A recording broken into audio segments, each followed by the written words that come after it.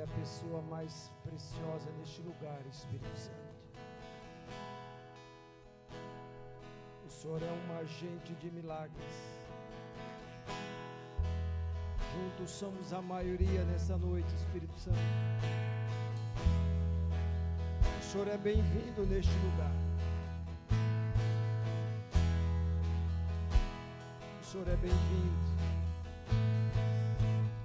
O Senhor é bem-vindo. I love Jesus Elam and a shadow called ladies.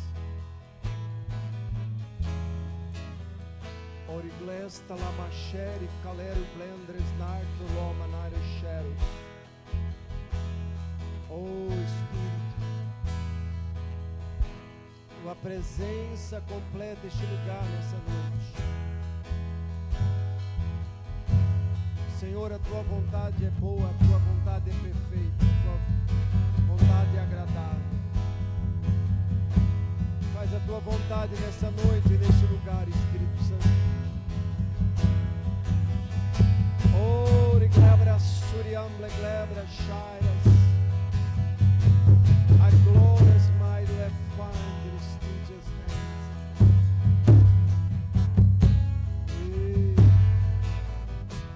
Jesus, Jesus, Jesus. Deus precioso. Deus maravilhoso. Eu te amo.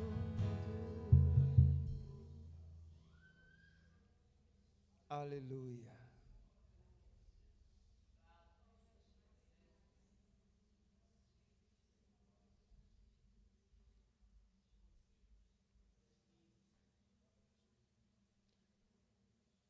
Jesus disse: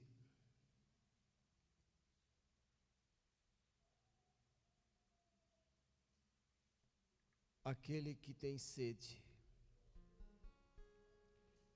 venha a mim e beba. Do seu interior fluirão rios de água viva. Se tem algo que eu prezo, é a presença do Espírito Santo.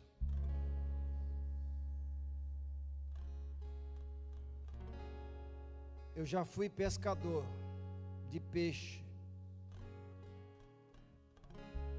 Hoje, pela graça e misericórdia de Deus, somos pescadores de homens, de almas.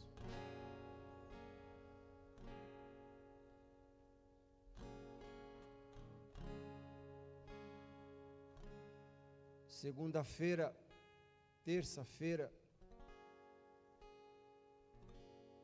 nós fomos convidados a estar numa fazenda aqui próximo ao Monte Serrate, mais vindo para esse lado de Cabriúva. Deu em torno de 7, 8 quilômetros até esse local. Pode sentar, por favor.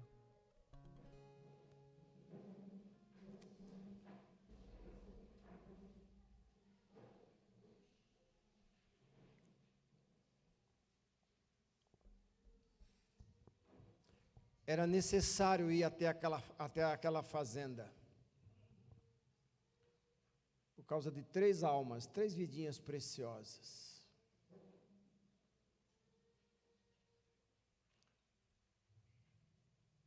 Financeiramente estavam bem,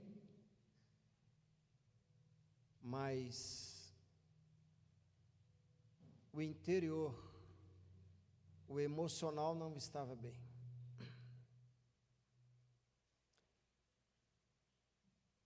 Nós deixamos lá uma boa impressão. Pregamos o Cristo ressurreto. Envolveram lá com tantas coisas. Mas quando o maior chega, o menor tem que sair. É assim. Onde o maior chega, o menor tem que ir embora, não tem como. Abre em Êxodo, capítulo 3.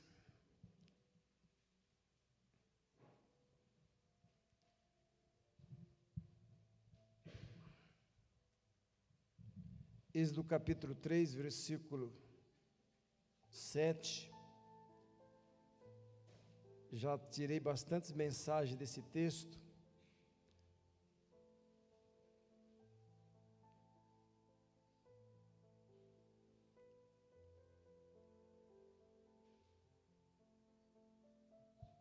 Semana passada pregamos sobre a proposta. Quando Deus tem um propósito, o inimigo tem uma proposta. Disse ainda o Senhor: certamente vi a aflição do meu povo, que está no Egito. Eu ouvi o seu clamor por causa dos seus exatores. Conheço-lhe o sofrimento. Por isso desci, a fim de livrá-los da mão dos egípcios, e para fazê-los subir daquela terra a uma terra boa, ampla, terra que manda leite e mel, o lugar do cananeu, do eteu, do amorreu, do ferezeu, do eveu e do jebuseu. Essa terra tinha um dono. Pois o clamor dos filhos de Israel chegou até a mim, e também vejo a opressão com que os egípcios estão os oprimindo. Agora vem e eu te enviarei a Faraó, Moisés, para que tires o meu povo, os filhos de Israel, do Egito. Eu estava vendo uma reportagem na TV, eu não assisti tudo. Agora, recentemente, lá no México, houve uma mina que explodiu e alguns morreram, outros ficaram sobreenterrados lá, achei nos buracos lá, terra. E alguns, infelizmente, perderam a vida. Mas o que eu achei interessante, lamentável a situação, né? É que aquilo ali foi um projeto ousado da parte do governo, da parte das autoridades, envolveu bombeiros, defesa civil, envolveu bastante coisas, com um único objetivo: salvar as pessoas que estavam naquele lugar. E aqui, olhando para esse texto, aqui a Bíblia diz que o Deus do céu estava atento a uma situação lá no Egito. Eu não sei como está a sua vida hoje.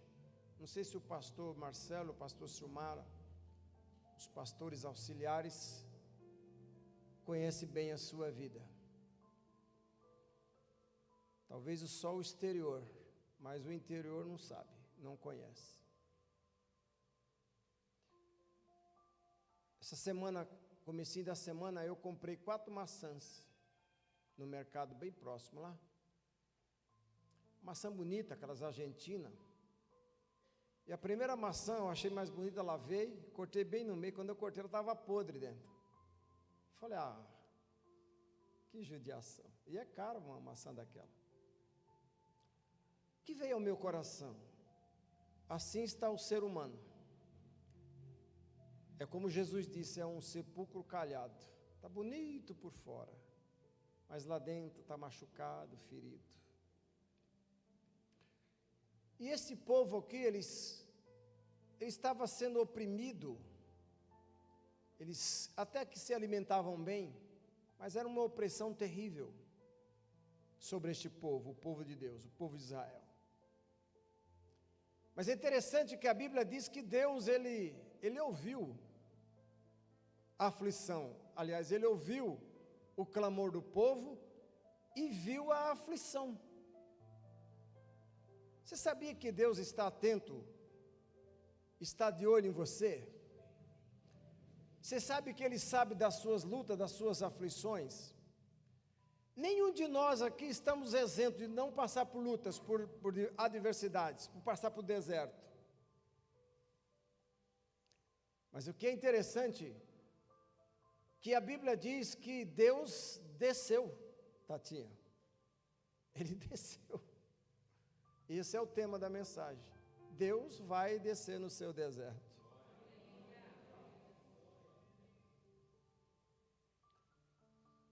Eu já disse, vou repetir, que a nossa caminhada, ela é uma corrida de obstáculos. Não sei se vocês viram aí um brasileiro recente, se vocês assistiram ou tiveram notícia,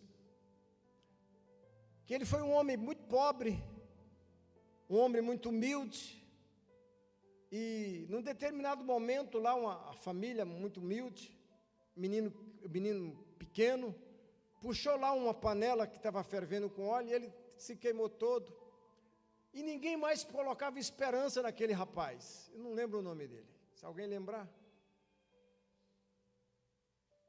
E ele cresceu com um objetivo, que ia ser um corredor. Então ele corria lá na roça, no meio dos matos, e recentemente ele ganhou lá uma corrida com obstáculos. Ganhou de um americano, ganhou de um pessoal aí que potentes, famosos. Mas a nossa vida é assim. Nós não conhecemos como você está, mas Deus te conhece. Você pode vencer os teus obstáculos que sobrevêm sobre a tua vida, porque eles nunca vão terminar. Os obstáculos sempre virão, uns maiores, outros menores. Mas eu tenho uma boa notícia para você. O nosso treinador é o melhor. Não é argentino, não é europeu, não é inglês, não é americano. O nosso treinador é o melhor. É o Senhor Jesus Cristo. Ele nos treina para vencer os obstáculos e as batalhas do dia a dia. Quantos aqui não tem nenhum problema? Levante a mão. Todos nós temos problemas, temos dificuldades. Mas aí o que acontece? Deus ouviu, Deus viu, Deus ouviu, Deus viu e desceu para resolver a situação do povo. Só que ele pôs algumas situações, ele impôs algumas questões para o povo. E em primeiro lugar, Êxodo 13, 20 a 22.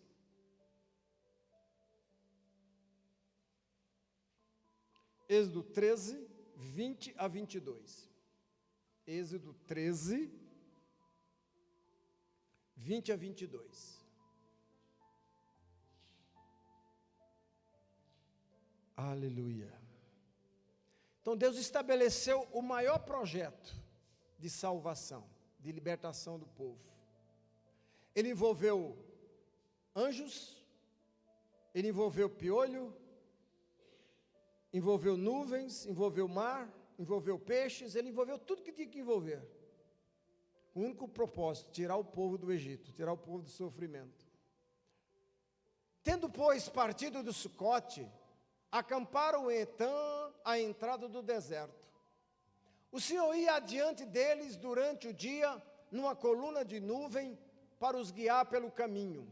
Durante a noite, numa coluna de fogo, para alumiar, a fim de que caminhasse dia e noite. 22. Nunca se apartou do povo a coluna de nuvem durante o dia, nem a coluna do fogo durante a noite. Qual era o propósito? O que Deus estabeleceu? Tirar o povo do Egito, mas ele impôs algumas condições. Que esse povo ficasse debaixo da nuvem. Durante o dia, uma nuvem, porque o sol era muito quente. E Deus, durante esse trajeto, ele era representado por esta nuvem. E hoje é importante, diante das lutas, diante das adversidades, diante das dificuldades que nós vivemos, diante dos desertos que passamos, é importante estar debaixo da nuvem. Isso é certo. Quando nós saímos de debaixo da nuvem, da proteção de Deus, os problemas certamente serão mais difíceis para se resolver. Essa família a qual nós visitamos já tinham ido em vários lugares. Eu não vou falar, vocês imaginam tudo que eles já buscaram. E eu falei, você até que está certa, porque aliás, vocês estão até que estão certos, porque pelo menos vocês buscaram alguma coisa, mas agora vocês encontraram. Nós trouxemos alguém que pode mudar a sua vida, mudar a sua história. Jesus é a última Coca-Cola no deserto, você não vai encontrar mais nada. Chegou aqui. Então nós apresentamos um Cristo ressurreto. Você sabe que quando as pessoas estão num deserto é muito quente, à noite esfria, não é? Deserto não é fácil você viver num deserto, você até perde o rumo e às vezes o caminho qual você deve andar. Mas Jesus disse em João 14,6, ele disse, eu sou o caminho, eu não sou os caminhos, eu sou o caminho, eu sou a verdade. E João 8,32 ele diz, conhecerei a verdade e a verdade vos libertará. Em João 14,6 ele diz, eu sou a verdade. Eu sou o caminho, sou a verdade, eu sou a vida. Ninguém vem ao Pai a não ser por mim.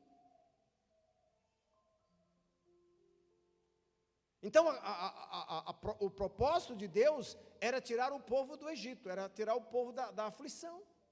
Mas o povo tinha que permanecer debaixo da nuvem durante o dia. A Bíblia diz que quando eles caminhavam, eles estavam caminhando, a nuvem parava, o povo tinha que parar, ninguém saía debaixo da nuvem. A tua luta não é maior do que Deus. A tua luta, as tuas adversidades não é maior do que o Senhor da nuvem.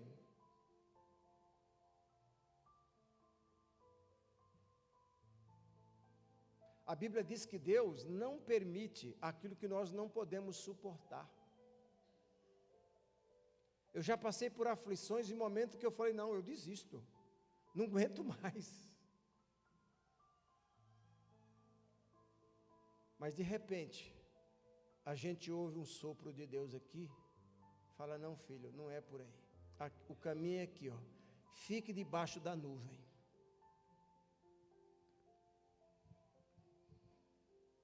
João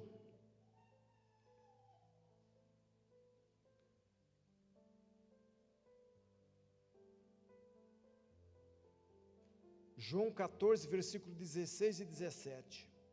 João 14, 16 e 17. João 14, 16 e 17. Eu rogarei ao Pai e Ele vos dará outro Consolador, o Espírito da verdade, que o mundo não pode receber, porque não vê, nem o conhece. Vós o conheceis, porque Ele habita convosco e estará em vós.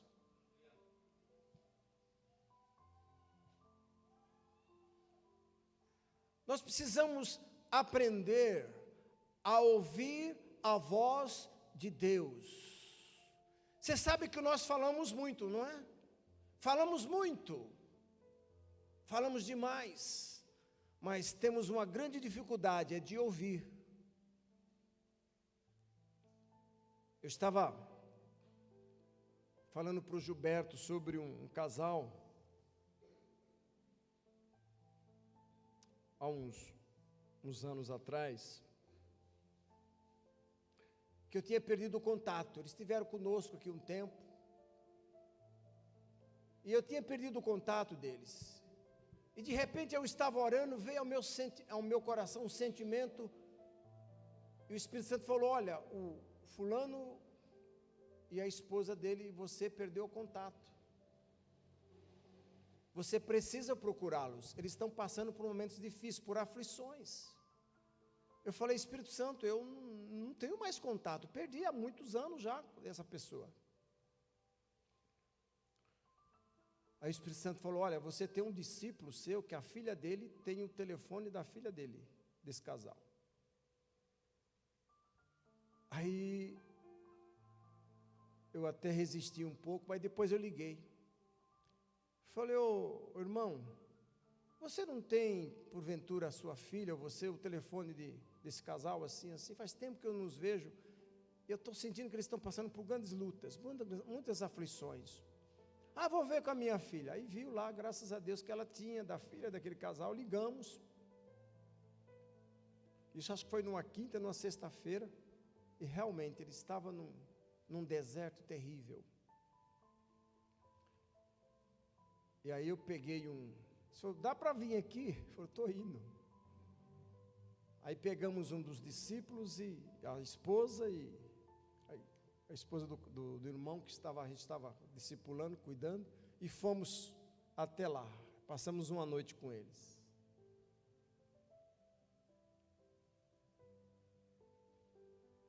E graças a Deus hoje eles estão muito bem, estão cuidando de um trabalho,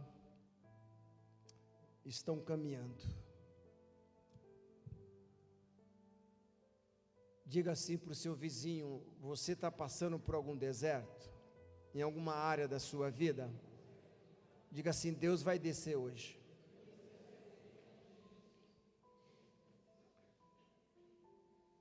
Êxodo 16, 15 e 16.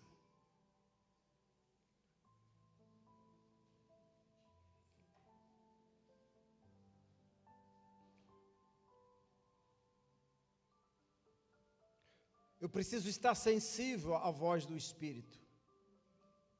Falamos demais e ouvimos pouco. Nós vamos orar de manhã, uma hora falando.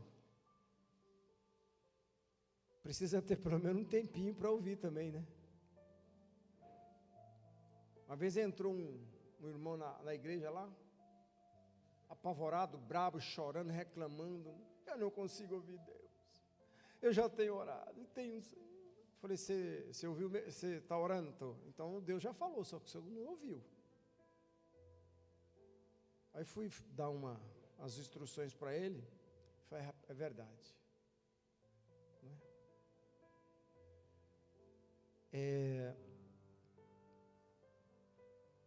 Êxodo 16, 15 e 16, diz assim, vendo os filhos de Israel, disseram uns aos outros, que é isto?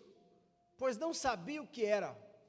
Disse-lhe Moisés, isto é pão, que o Senhor vos dá para vos alimento. 16. Eis que o Senhor vos ordenou, colhei disso cada um, segundo o que pode comer, um gomer por cabeça. Segundo o número de vossas pessoas, cada um tomará para que se acharem na sua tenda. O que eu preciso fazer quando eu estiver em momentos de deserto, de aflições, de luta? Você sabe quando vem aquele desespero que você pensa até em morrer? Ah, eu vou morrer. Eu não vou conseguir sobreviver nesse deserto. Sabe que deserto não é fácil. Uma luta não é fácil. E principalmente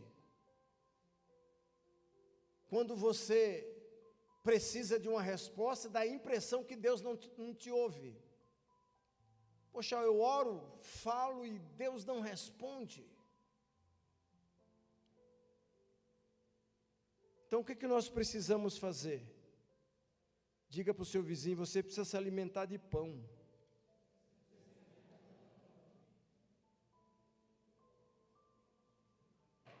Eu amo pão francês. Somente bem quentinho. Passa assim uma margarina meia salgadinha. Agora depois que passa 1, 2, 3 dias, aí você corta, você passa a manteiga, coloca na chapa de ferro assim, ó, dá uma esquentada, um pouquinho de café com leite. É uma delícia, eu gosto muito. E esse povo, eles comiam pão e era todo dia o mesmo pão. Só que é interessante que a ciência diz que esse pão tinha todos os nutrientes que era necessário para o corpo humano. Por isso que era importante eles comer pão todos os dias.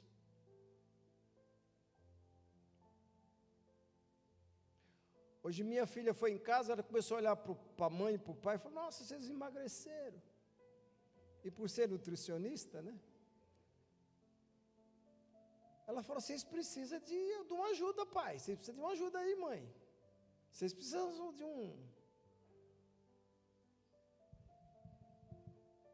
de alguma coisa a mais aí. Eu falei, então passa, filha. Vocês vão me obedecer? Aí que está Vocês vão me obedecer?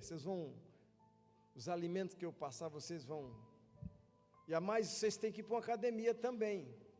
Vocês têm que criar músculos, tem que ter músculo. E o Narciso já tinha me cobrado isso. Você precisa ter mais músculo aí. Não quero te ver assim muito magro, não. E esse pão, ele tinha todos os nutrientes. Olha,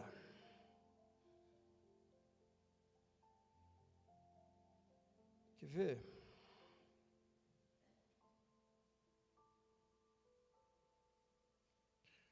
Eu acho que é João 6. Evangelho de João, capítulo 6, 48.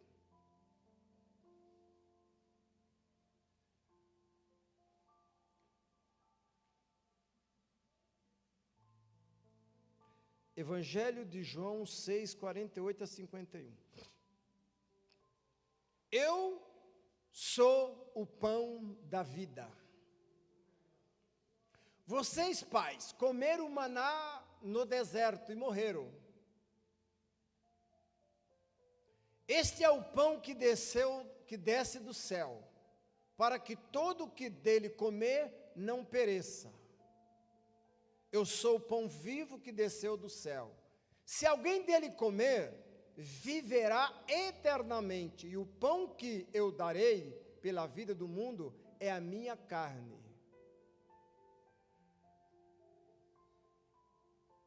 Esse maná que os nossos pais comeram lá no deserto, um pão com todos os nutrientes, e eles comiam isso repetidamente, todos os dias, o mesmo pão. Era uma simbologia do Senhor Jesus Cristo. Agora ele chega aqui em João e fala, olha, eu sou o pão. Vocês precisam se alimentar deste pão. Os vossos pais comeram e morreram. Mas se aquele que comer deste pão, viverá.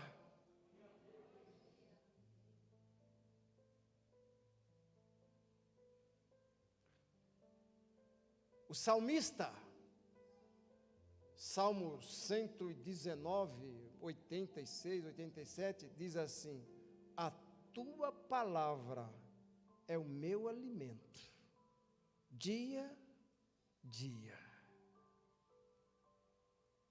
Uma certa vez tinha uma senhora que fazia mais ou menos uns 14, 15 dias que não comia comida física, alimentava fisicamente. E a família já tinha levado para médico um monte de coisa lá. E aí nós abrimos a Bíblia num salmo e pedimos para ela ler. Ela leu uma linha, duas, da terceira linha ela caiu para trás. O poder da palavra, o poder do pão, o poder do alimento que é a palavra de Deus. A palavra de Deus. Timóteo disse, Paulo diz a Timóteo, Timóteo, a palavra de Deus é viva. Quer dizer, ela produz vida. A palavra de Deus, ô Timóteo, é eficaz. Quer dizer, ela funciona. No momento de luta, de deserto, de dificuldade, de circunstâncias, eu preciso me alimentar do pão da vida.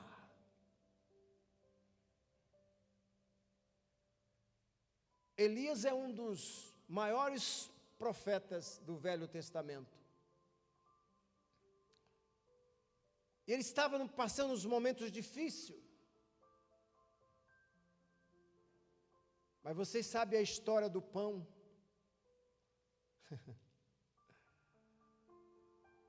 Vocês sabem a história do corvo, que levava a carne para ele? Eu acho interessante que o corvo se alimenta de carne, mas não comia carne, mas levava lá para o Elias.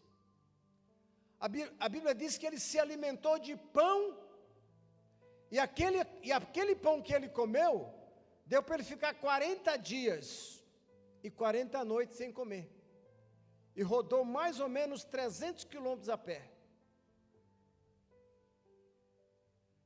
No momentos de deserto, eu preciso me alimentar de Deus, eu preciso me alimentar da palavra, que a palavra é vida. Jesus disse que aquele que comer da sua carne, ele se declara o pão da vida, e ele diz que ele é esse pão. Depois ele diz, a minha carne, verdadeiramente a minha carne é comida, meu sangue é bebida. Eu preciso me alimentar de Deus.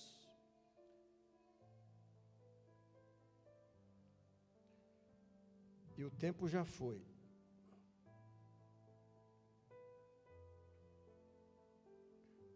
Êxodo 17.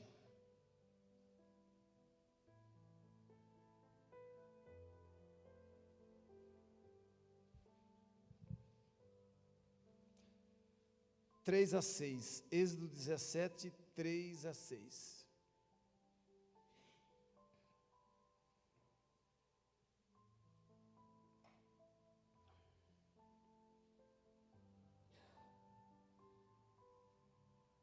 Êxodo 17, 3 a 6. Tendo aí o povo sede de água, murmurou contra Moisés e disse, por que nos fizeste subir do Egito, para nos matares de sede a nós e nossos filhos, e aos nossos rebanhos? Então clamou Moisés ao Senhor, que farei a este povo? Só lhe resta apedrejar-me.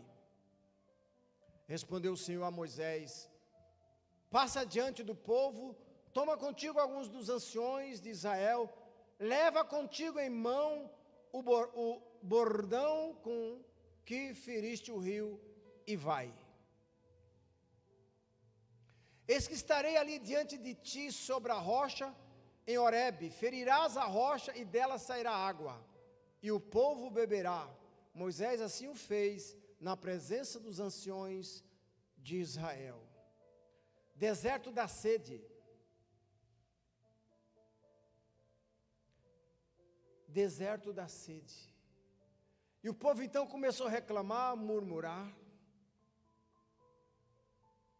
Moisés, como um sábio, ele não contradiz o povo, ele foi buscar a Deus, ele foi orar a Deus. Aí o Senhor fala, ó Moisés, você pega aí o bordão, você vai ali à frente, há lá uma rocha, uma pedra. Moisés não questionou. Você bate na pedra. E de lá jorrou água. Água da vida. Agora, em 1 Coríntios capítulo 10, versículo 3 e 4. 1 Coríntios 10, 3 e 4.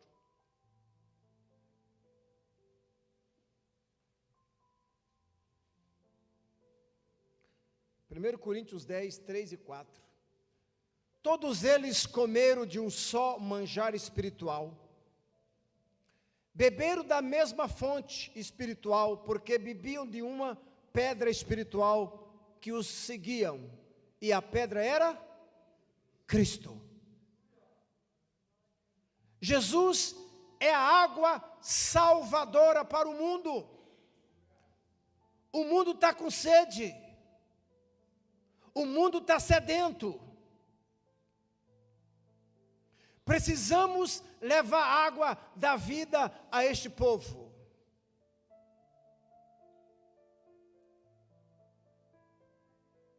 Diz aí os especialistas que aproximadamente de 10 a 20 anos nós seremos o maior país cristão do mundo.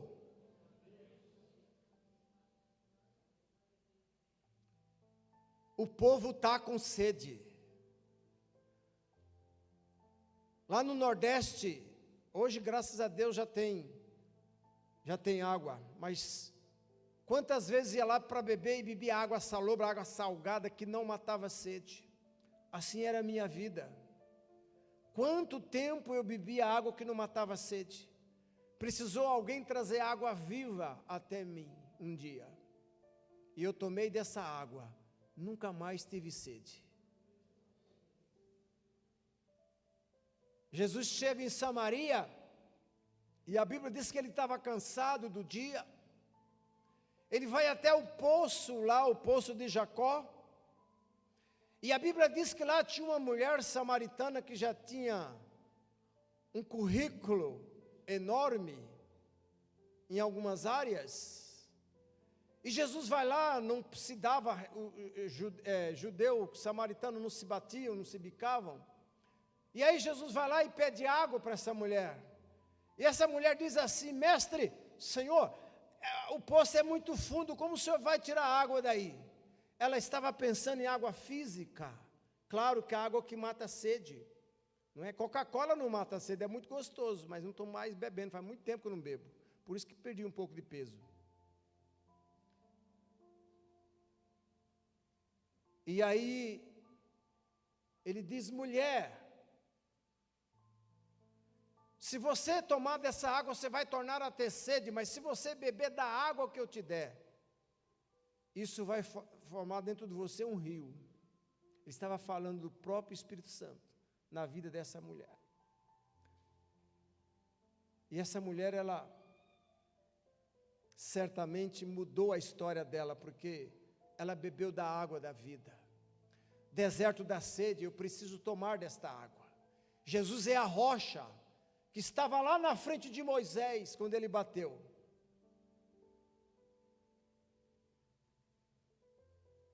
E ele é o único que pode saciar a nossa sede. Então, você não pode sair de debaixo da nuvem. Você precisa se alimentar do pão da vida. E você precisa beber a água da vida em momento de deserto.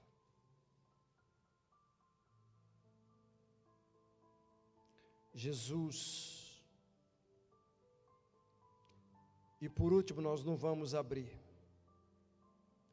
Em momentos de deserto, não é momento de pôr culpa em Deus. Não é momento de nós murmurarmos.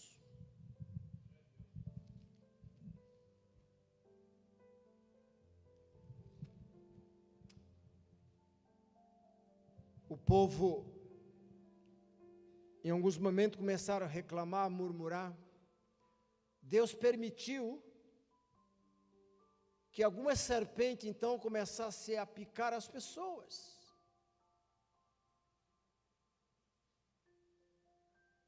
É um tipo de pecado. Murmurar é pecado e mata. Não murmure em momentos de deserto. Momento de deserto é o momento de você se trancar em seu quarto. Fechar a porta.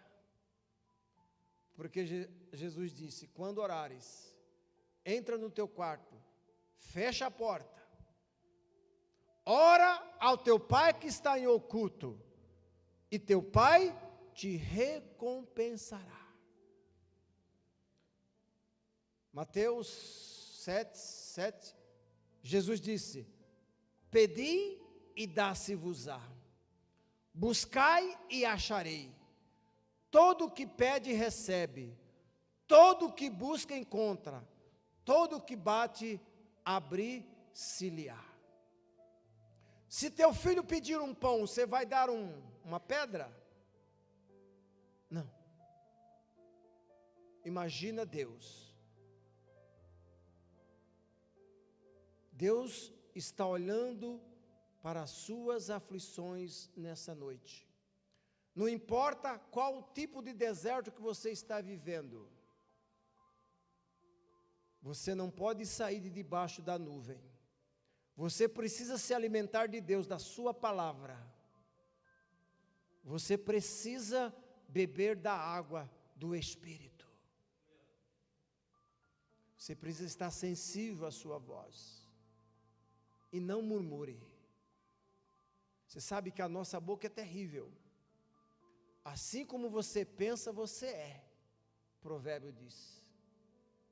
Assim o que você declara, o seu corpo aceita. Assim as suas palavras que você libera, negativa, o inimigo vai pegar. Faraó vai pegar aquelas palavras para que se cumpra aquilo que você determinou pela sua boca.